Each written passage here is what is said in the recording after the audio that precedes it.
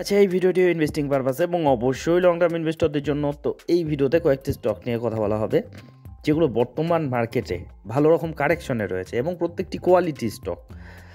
এখন ভারতীয় বাজার মানে গত 6 মাস 7 মাস ধরে কিন্তু একটা ডাউন ট্রেন্ডেই চলছে এবং একটা কারেকশন, প্রফিট বুকিং, একটা হেলদি কারেকশনই বলা যায়, এটা হেলদিই বলা যায়। কারণ এর আগে পর্যন্ত 6 মাস আগে পর্যন্ত মানে কোভিডের পর থেকে, সে রাশিয়া ইউক্রেন যুদ্ধের সময় একটু কারেকশন এসেছিল, তারপরে মার্কেট আর থামার কোনো লক্ষণই নেয়নি, শুধু উপরের দিকেই গিয়েছে। তো মার্কেট এভাবে দৌড়তে সারা জীবন দৌড়তে থাকবে না, উপরের দিকেই থাকবে না। মার্কেট ওঠানামা করতে করতেই উপরের দিকে ওঠে, একসময় দৌড়তে দৌড়তে ওভারভ্যালুড হয়ে যায়, তারপরে একটা ডিসেন্ট কারেকশন, একটা কনসলিডেশন, আবার গতি আসে। তো বর্তমানে কিন্তু এই কারেকশন বা কনসলিডেশন ফেজগুলো চলছে। কনসলিডেশন না, এখনও কারেকশন ফেজের মধ্যে দিয়েই রয়েছে। আর এগুলোই কিন্তু সুযোগ হয় যারা লং টার্ম ইনভেস্টর, তাদের জন্য এগুলো হচ্ছে ভালো সুযোগ। আর হয় না, মার্কেট এরকম সুযোগ কিন্তু মাঝে মাঝে দেয় এবং সেটার অপেক্ষায় থাকতে হয়। বিশেষ করে লং টার্ম ইনভেস্টমেন্ট, যেহেতু লং টার্ম ইনভেস্টমেন্টের কথাই বলা হচ্ছে, তো লং টার্ম ইনভেস্টমেন্টের ক্ষেত্রে কিন্তু এগুলো সুযোগ হতে পারে। কারণ এই মুহূর্তে যে বড় বড় ভালো ভালো শেয়ারগুলো কিন্তু খুব কম দামে চলে এসেছে, একটা কারেকশন মোডে প্রফিট বুকিং কিন্তু হচ্ছেই।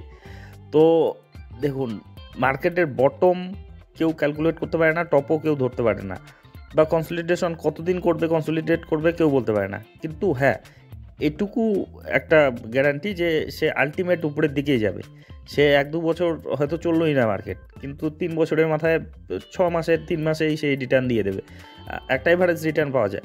তো যখন এই কারেকশনগুলোকে আপনি কাজে লাগাবেন, তখন এভারেজ রিটার্নের চেয়েও কিন্তু বেশি রিটার্ন পাওয়া যায়। তো যাই হোক, এই ভিডিওতে কতগুলো কোয়ালিটি স্টক যেগুলো আপনাকে ভরসাযোগ্য স্টক, এগুলো অবশ্যই ভরসাযোগ্য স্টক, শক্তিশালী স্টক, সঙ্গে ডিসেন্ট রিটার্ন দেয়। মানে এরকম নয় যে লার্জ ক্যাপ ব্লুচিপ ধরনের কোম্পানি স্লো গ্রোথ, সেরকম না, একটা কিন্তু ভালো রিটার্ন পাওয়া যায়। তো যাই হোক, সে ধরনের কোম্পানিগুলো পরিচয় করে দেওয়া হবে, এগুলো কী অবস্থায় রয়েছে, কী ডেটাগুলো রয়েছে আপাতত, তো সেগুলোই দেখানো হবে। দেখলে এই কোম্পানিগুলো সম্বন্ধে একটা ধারণা আসবে এবং সিদ্ধান্ত নিতে সুবিধা হবে যে যাদের পোর্টফোলিওতে আছে তারা এভারেজ আউট করবেন কি না, কিংবা নতুন করে এন্ট্রি মারবেন কি না, এসব বিষয়ে একটা ধারণা পাবেন। ধারণা বলতে এগুলো কিন্তু কোনো ধরনের বাই বা সেলের রিকমেন্ডেশন নয়, এগুলো জাস্ট ইনফরমেশন প্রোভাইডের উদ্দেশ্যে স্টাডি পারপাসে থাকে। তো যাই হোক, চলে আসি কোম্পানিগুলো পরিচয়ে। তো প্রথমে চলে যাব ফিনান্সিয়াল সার্ভিস। তো ফিনান্সিয়াল বলতে যে এনবিএসপি সেক্টরে যে কোম্পানিগুলো রয়েছে, তার মধ্যে নতুন বাড়ন্ত কোম্পানি এটাকে বলা যায়। বিশেষ করে রিলায়েন্স গ্রুপের কোম্পানি এটা, কিছুদিন আগেই ডিমার্জ হয়েছে এটা। তো জিও ফিনান্সিয়াল সার্ভিস, যেটা এখন হাই থেকে দেখলে মোটামুটি কিন্তু 30% ওপরে কারেকশনে চলে এসেছে, যেটা একসময় ভালো গতি দিয়েছিল, যখন নেমেছে তারপরে একটা ভালো গতি দিয়েছিল, তারপরে ইদানিং কিন্তু মার্কেট কারেকশনের সঙ্গে সঙ্গে এটাও কারেকশন হয়েছে। গত 6 মাসে 25% মতো নেগেটিভ, গত 1 বছরে কোনো রিটার্ন নেই, যেটুকু রিটার্ন সব খেয়ে ফেলেছে। যারা প্রথম থেকে হোল্ড করছে 24% 25% মতো রিটার্নে বসে রয়েছে আর কি। 265 টাকায় চলছে বর্তমানে, ভালো রকম কারেকশনে চলে এসেছে। আর এই স্টকটি যদি দেখেন, এখনও ভ্যালুয়েশনটা কিন্তু হাই রয়েছে। তো এই ভ্যালুয়েশন যে হাই রয়েছে, এটা দেখবেন যে এরকম কারেকশন বা কনসলিডেশন ফেজ যদি চলে, আরও কিছুদিন চলে, তবে দেখবেন যে এই কুলডাউন হয়ে গেছে, আলটিমেটলি কুলডাউন হয়েছে। সব কিছুই কিন্তু ভ্যালুয়েশনেরই খেলা। মার্কেটে দেখবেন যে যখন ওভার ভ্যালুড হয়ে যায়, তখনই কিন্তু কারেকশন বা কনসলিডেশন ফেজগুলো চলে আসে। তো যে কোনো এই পি তো মানে প্রাইস এর্নিং রেশিওটাকেই তো ভ্যালুয়েশন হিসেবে ধরা হয়। তো এক্ষেত্রে হয় টাইম কারেকশন দরকার, না হয় প্রাইস কারেকশন দরকার। তো এই মুহূর্তে কিন্তু দুটোই হচ্ছে। তো যাই হোক, এই কোম্পানিটি যদি দেখেন, আপাতত দেখুন 1,59,000 কোটির মার্কেট ক্যাপিটাল, খুব বড় ধরনের কোম্পানি। এবং সবচেয়ে বড় অ্যাডভান্টেজ, এটা রিলায়েন্স গ্রুপের কোম্পানি। 105 এর পি, 100-র উপরে রয়েছে পিটা। Return on equity 1.27%, book value 216 রয়েছে, 266 টাকায় চলছে, ফেস ভ্যালু 10 রয়েছে। ডিভিডেন্ড আপাতত দিচ্ছে না। এর যদি আপনি দেখেন, বিজনেস নিয়ে কিছু বলার নেই, বিজনেসে তারা গ্রো করছে। 2023-এ 45 কোটি ছিল সেলস, তারপরে 1855 কোটি, এখন 1943 কোটি। প্রফিটেবিলিটি দেখুন, 31 কোটি ছিল, সেখানে 1600 কোটি গ্রোথ দেখা যায়। আপনি যদি দেখেন গত বছর, আচ্ছা এভাবে এত মানে শর্ট টার্মে এগুলো ঠিকঠাক অ্যাভেলেবেল থাকলেও বোঝা যায় না। রিজার্ভ দেখুন, 1,30,000 কোটির রিজার্ভ রয়েছে এই কোম্পানি। যদি আপনি শেয়ার হোল্ডিং প্যাটার্নে যান, 47% প্রোমোটার, এফআই রয়েছে 16%, ডিআই রয়েছে 11%, গভর্নমেন্টও রয়েছে সামান্য, বাকিটা মানে ফান্ডামেন্টালি প্রচণ্ড স্ট্রং একটা স্টক, আর এই মুহূর্তে কারেকশনে রয়েছে। তো এই কোম্পানিটিকে কিন্তু আপনারা স্টাডি করতে পারেন, বিবেচনার মধ্যে রাখতে পারেন। তারপরে আর এক পপুলার কোম্পানি এবং মার্কেট লিডার কোম্পানি, ডিফেন্স সেক্টরে মার্কেট লিডার কোম্পানি হল, হিন্দুস্তান অ্যারোনটিক্স লিমিটেড, যেটা মানে মাল্টি বেগার রিটার্ন দিয়েছে, খুব কম সময়ে খুব বড় রিটার্ন দিয়েছে। এবং রিটার্ন দেওয়ার পেছনে কারণও কিছু রয়েছে, যেগুলো নিয়ে সচরাচর আলোচনা করা হয়। যখন এগুলো রকেটের গতি ছিল তখন এগুলোকে তো মাঝে মাঝেই কভার করা হতো। কেন গতি? কারণ বড় বড় অর্ডার পাচ্ছে, সরকারের প্রতি পুরো মনোযোগ দিচ্ছে, ডিফেন্স সেক্টরটাকে একটা মানে আলাদাই একটা নজরে কিন্তু রাখা হচ্ছে। এবং এখন কারেকশন হচ্ছে বলে যে তাদের ব্যবসা খারাপ হয়েছে বলে যে কারেকশন হচ্ছে সেরকম কিছু না। তাদের অর্ডার বুক যদি দেখেন, বিশাল বিশাল বড় বড় অর্ডার বুক রয়েছে। আমাদের দেশের তো দেশের, বিদেশের থেকেও বড় অর্ডার পেয়েছে। এই সেগুলো রেভিনিউ প্রতিফলিত হবে যখন, তখন কিন্তু আবার দেখবেন যে যখন কোয়ার্টারলি রেজাল্টগুলোর মধ্যে সেগুলো প্রতিফলিত হওয়া শুরু করেছে, তখন আবার গতি আসা শুরু করেছে। তো সেই তার মাঝখানে যে টাইমটা, যে একটা গতি দিয়েছে, একটা রকেটের গতি দিয়েছে, তারপরে এই কারেকশন বা প্রফিট বুকিংটা কিন্তু একটা স্বাভাবিক ব্যাপার। দেখুন হাই থেকে দেখলে এটাও 30%-এর উপরে কিন্তু কারেকশনে চলে এসেছে, যেটা এত বড় কারেকশনের পরেও 5 বছর ধরে যারা হোল্ড করছেন 818%-এর মতো রিটার্নে বসে আছেন। 1 বছরে 24%-এর মতো রিটার্ন এরকম রয়েছে। 3785 টাকায় চলছে। এক সময় তো এটা 5500-6000 টাকার কাছাকাছি চলে গিয়েছিল। তো সেখান থেকে প্রায় 30%-এর উপরে 32-33% বা 35%-এর মতো কারেকশনে রয়েছে। এই স্টকটি যদি দেখেন ফান্ডামেন্টাল প্যারামিটারগুলো, 2.5 লক্ষ কোটির উপর মার্কেট ক্যাপিটাল, ভ্যালুয়েশনটা 29-30-এর কাছাকাছি রয়েছে। খুব যে হাই রয়েছে তা না, তবে এরকম মুহূর্তে আরও এটা কুলডাউন হবে। রিটার্ন অন ইকুইটি 28.9%-এর মতো রয়েছে। বুক ভ্যালু 465 রয়েছে, 3788 টাকায় চলছে। ফেস ভ্যালু 5 রয়েছে, ডিভিডেন্ডও দেয় এই স্টক। এর যদি আপনি দেখুন 2020-তে এদের সেলস হতো 21,000, তারপরে 22,000 হলো, তারপরে বছর 24,000 হলো, তারপরে বছর 26,000, তারপরে বছর 30,000, এখনও সেকেন্ড কোয়ার্টার অবধি 31,000 কোটি। তো বুঝতে পারছেন তাদের কিন্তু অনবরত তাদের বৃদ্ধি হচ্ছে, তাদের ব্যবসার প্রফিটেবিলিটি দেখলেও বোঝা যাচ্ছে। দেখুন 2020-তে 3,000 কোটির আশেপাশে ছিল, তারপরে 3200 হলো, 5,000 হলো, 5800 হলো, 7500, এবার 8,400 কোটি। সেলস এবং প্রফিটেবিলিটি গ্রোথ দুর্দান্ত। আপনি হিসাব দেখেন, গত 3 বছরে 10% কম্পাউন্ডিং সেলস গ্রোথ দেখেছে, গত বছরও 12%-এর সেলস গ্রোথ দেখেছে। আর এদিকে কম্পাউন্ডিং প্রফিট গ্রোথ 33%, 40% এরকম কিন্তু রয়েছে।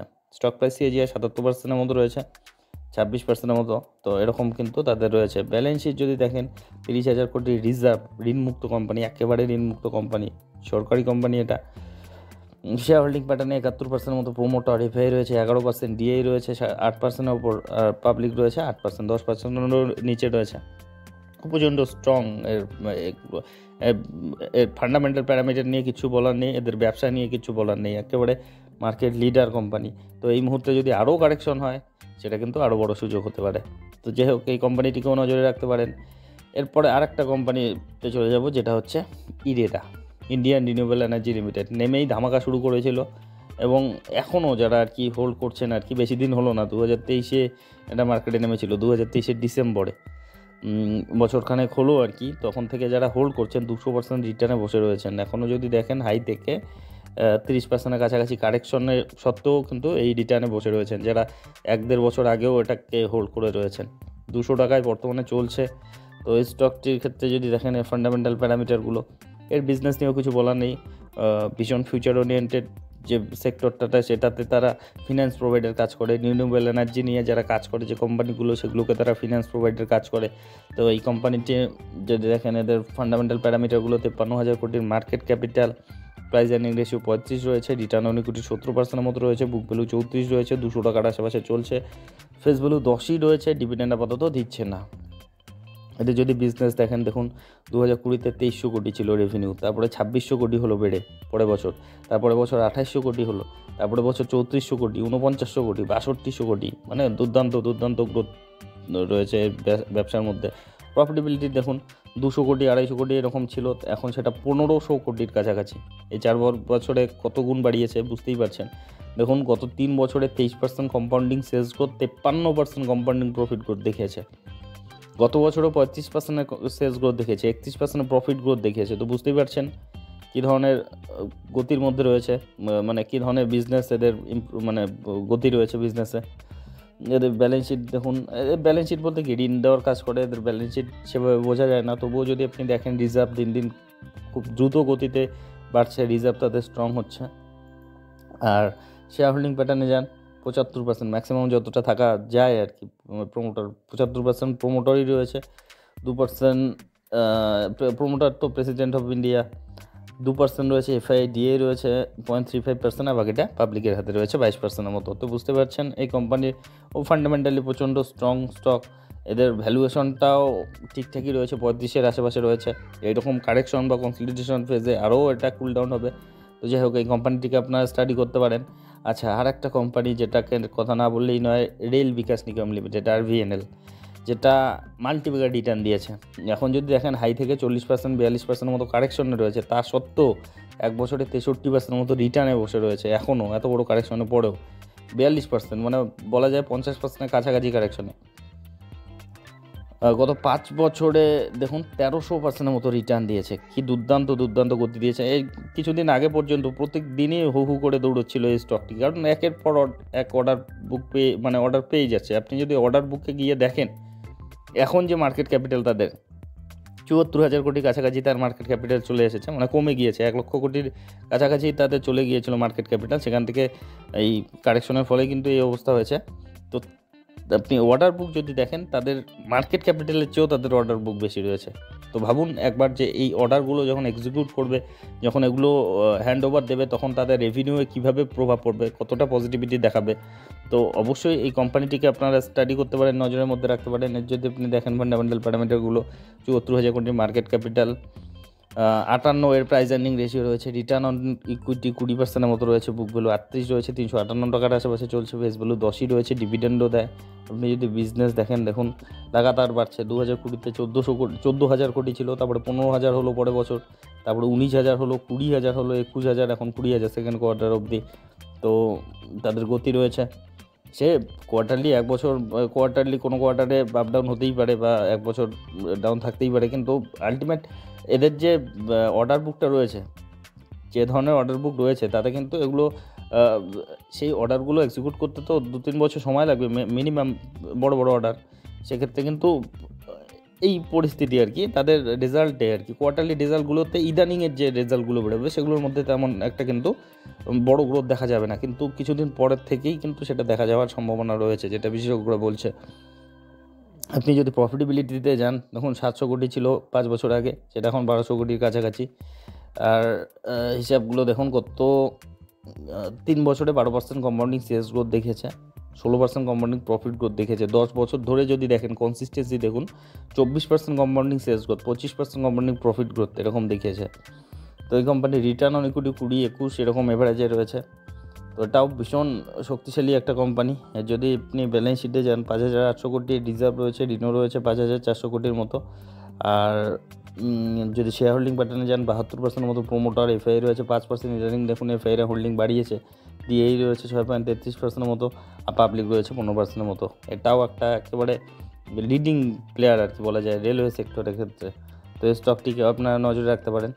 আচ্ছা, কেমিক্যাল সেক্টরে যদি যান, দেখুন পিডিলাইট ইন্ডাস্ট্রির মতো যে কোম্পানি রয়েছে, পিডিলাইট ইন্ডাস্ট্রি, তো শেয়ার দরেও কিন্তু একটা ভালো কারেকশন চলছে। হাই থেকে দেখলে 20%, 17% দেখাচ্ছে, 20% হয়তো ঠিকঠাক দেখলে সেরকম কারেকশনে রয়েছে। তো এই কোম্পানিকে নিয়ে নতুন করে বলার কিছু নেই, মনোপলি বিজনেস এদের অ্যাডহেসিভ সেক্টরে এদের দবদবা, মানে পুরো মার্কেটে এটা ছেয়ে রয়েছে।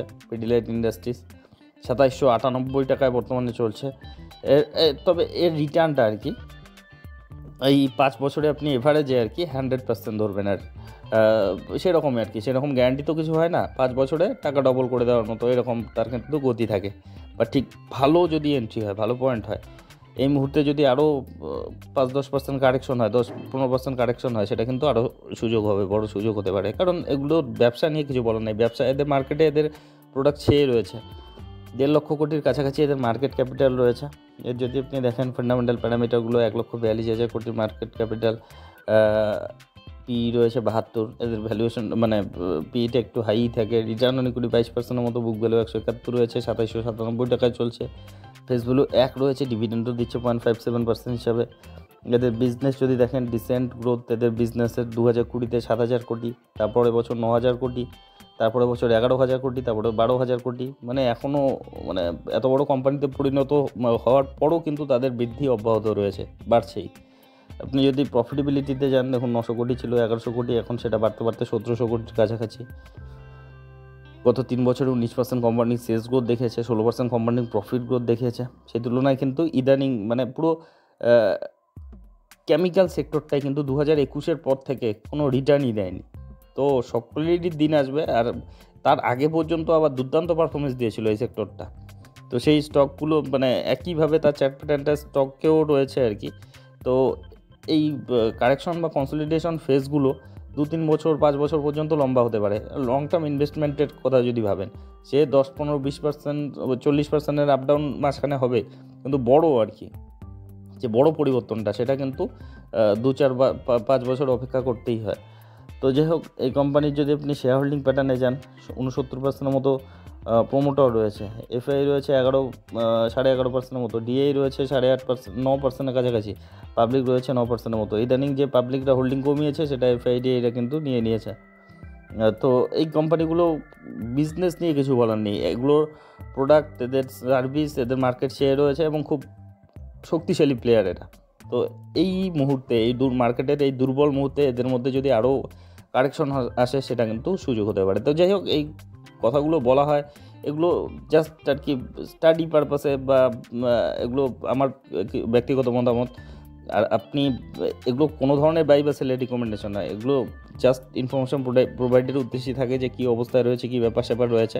আপনি যখন ইনভেস্টমেন্ট করতে যাবেন তখন আরও ডিপলি অ্যানালাইসিস করবেন, আপনার যে নিজস্ব হিসাব রয়েছে সেগুলো ঠিকঠাক করবেন, আর আপনার ফিনান্সিয়াল অ্যাডভাইজারের উপদেশ নেবেন, আর অবশ্যই রিস্ক ম্যানেজমেন্টটা ঠিকঠাক রেখে তবেই কিন্তু ইনভেস্টমেন্টের কথা ভাববেন। তো যাই হোক, এই স্টকগুলো সম্বন্ধে আপনাদের কি মতামত অবশ্যই কমেন্ট বক্সে লিখে জানাবেন, আর ভিডিওটি শেষ পর্যন্ত দেখার জন্য ধন্যবাদ।